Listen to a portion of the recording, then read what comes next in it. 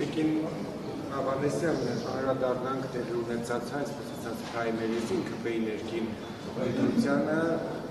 ձեզ զարմացրեց ձեր հավաքածայինները վարկանիշով առաջատարներից եկան, որով ԿՊ կանոնացից ավելի առաջինն էին, նաև ներքի շրջանակներում ասում են ինչպես է դա ստացվել, հեղափոխության ակտիվ մասնակցություն չի ունեցել, բայց նրանք ովքեր 2018-ից այդ իրադարձությունների մեջ են եղել, ավելի քիչ զարգացած ինչով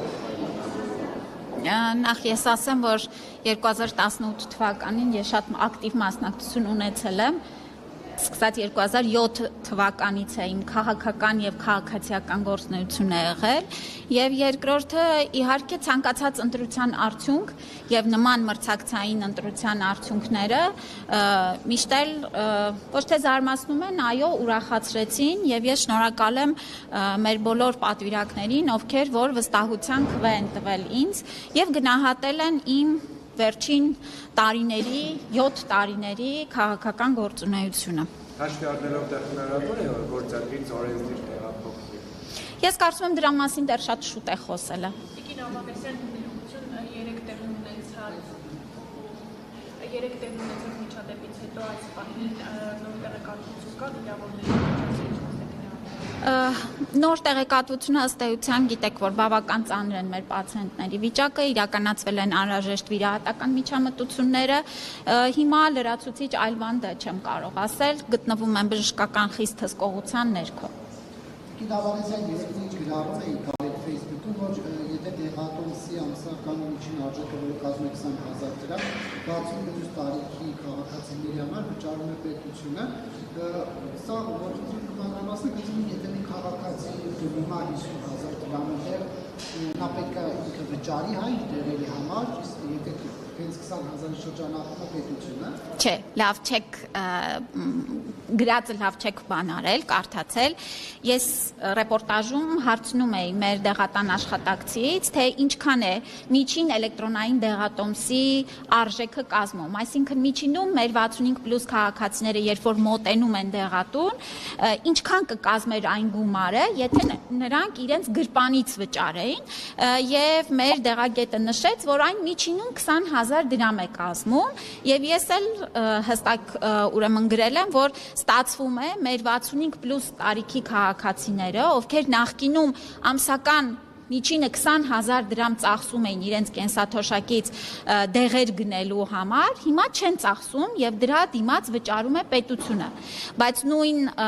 ուրեմն ռեպորտաժում խոսում էինք նաեւ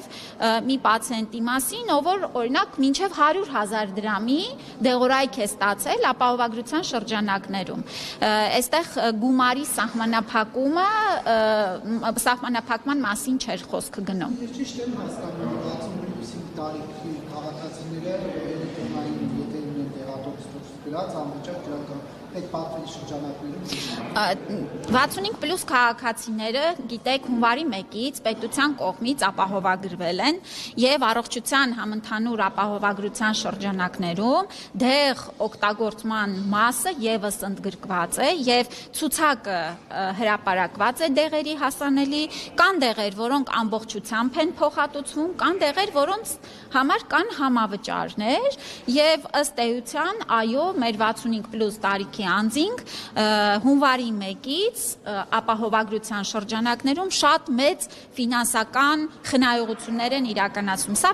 ոչ չի վերաբերում միայն դեղերին, այլ նաև հենց բուժօգնություն ստանալու մասով 65+ քաղաքացիների ընդհանուր համամասնությունը մեր այցերի թվի մեջ, որ դիտարկում ենք, 50%-ից ավել է։ Ես սա էլ ուզում եմ ընդգծել, որ տարիներով կուտակված մեր քաղաքացիների առողջական խնդիրները ի վերջո լուծում են ստանում, ի վերջո մեր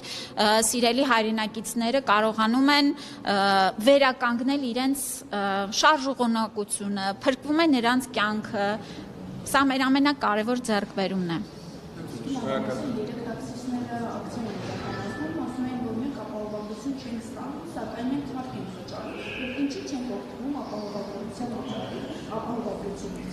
Ուրեմն տեսեք, քաղաքացիական իրավական պայմանագրերով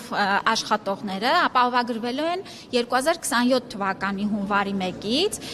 բայց ճիշտն ասած ինձ համար շատ ուրախալի է, որ մեր տաքսի ուրեմն վարորդները